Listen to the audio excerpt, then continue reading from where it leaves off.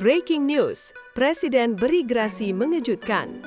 Jakarta pagi ini dikejutkan dengan kabar tak terduga dari Lembaga Pemasyarakatan Nusa Kambangan.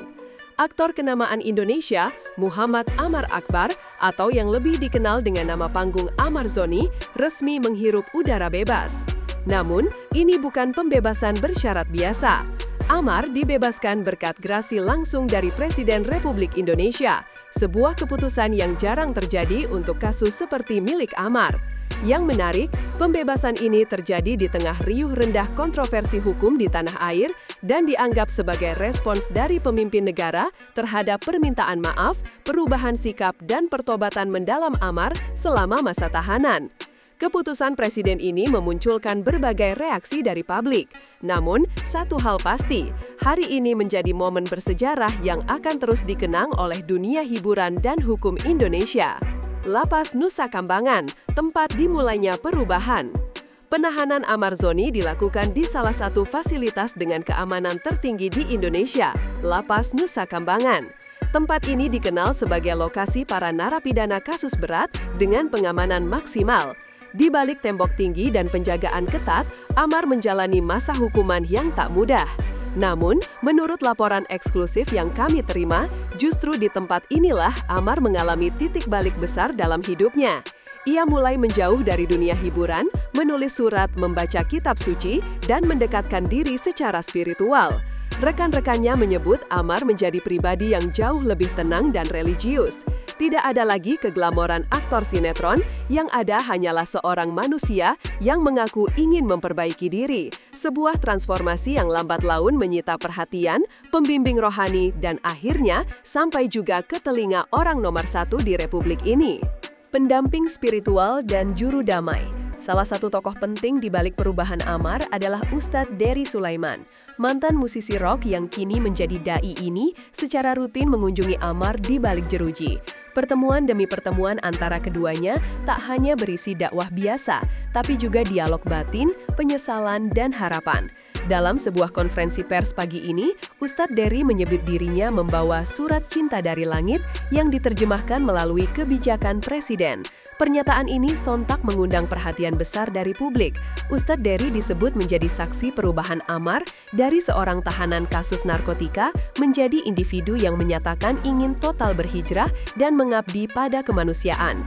Dengan pernyataan yang menggugah, sang Ustadz menjelaskan bahwa pintu ampunan Tuhan selalu terbuka. Dan kali ini, pintu itu dibuka lebih lebar dengan tanda tangan dari pemimpin negeri.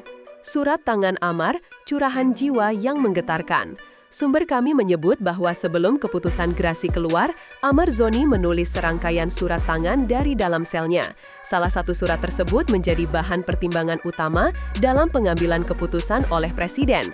Dalam surat itu, Amar mengaku bukan pelaku kejahatan terencana, melainkan seseorang yang pernah tersesat dan kini ingin berubah total. Ia mengungkap rasa bersalah yang mendalam kepada anak-anaknya, istrinya, serta masyarakat luas yang telah kecewa.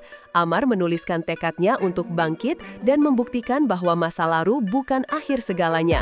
Dalam salah satu bagian, ia menulis, "Saya hanya seorang manusia yang butuh pertolongan dan ingin membuktikan bahwa mantan pengguna bisa menjadi teladan." Surat ini sampai ke istana melalui tangan Ustadz Dery dan diyakini sebagai kunci yang membuka gerbang kebebasan itu. Momen yang menggetarkan. Pagi tadi, suasana di depan Lapas Nusa Kambangan mendadak berubah haru. Puluhan awak media telah menunggu dengan peralatan lengkap. Tiba-tiba, sebuah mobil hitam dengan plat nomor khusus berhenti. Dari balik pintu lapas, muncul Amar Zoni dengan penampilan baru, baju koko putih, peci, dan raut wajah yang lebih dewasa. Matanya langsung mencari sosok Ustadz Dery, dan ketika bertemu pandang, Amar berlari kecil lalu berlutut memeluk sang Ustadz. Air mata mengalir deras. Ia menyebut nama Tuhan berulang kali, menandakan rasa syukur yang dalam. Awak media hanya bisa terdiam menyaksikan momen emosional ini. Kamera merekam, namun tak satu pun berani mengganggu. Adegan itu bukan drama, bukan sinetron, melainkan kenyataan tentang seorang manusia yang mendapat kesempatan kedua. Kuasa hukum, ini adalah grasi kemanusiaan. John Matias, kuasa hukum Amar Zoni, memberikan pernyataan resmi di lokasi. Ia menegaskan bahwa surat grasi telah ditandatangani oleh Presiden dan melalui prosedur hukum yang sah. Ini bukan keputusan politis, ini keputusan hati, ucapnya. John menekankan bahwa kliennya telah menunjukkan perubahan besar dan berkomitmen untuk tidak mengulangi kesalahan. Lebih dari itu, grasi ini disebut sebagai bentuk penghargaan atas pertobatan, bukan pengampunan sembarangan. Ia menyebut keputusan ini sebagai grasi kemanusiaan dan spiritual, sebuah istilah baru dalam sejarah hukum kita.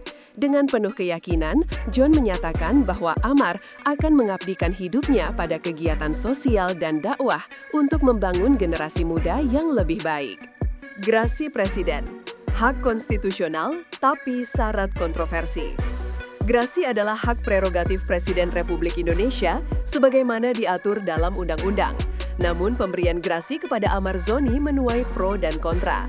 Beberapa kalangan mengapresiasi langkah ini sebagai bukti bahwa hukum di Indonesia tidak hanya menghukum, tetapi juga memberi ruang untuk rehabilitasi dan pertobatan.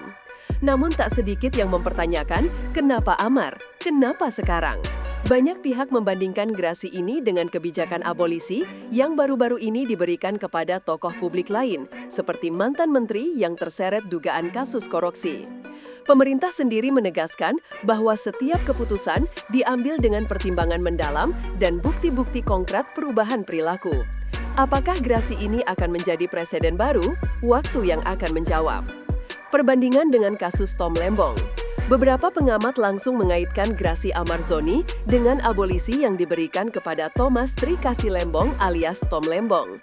Jika Amar dibebaskan dari hukuman yang sudah dijalani, Tom dihentikan proses hukumnya bahkan sebelum sidang berjalan.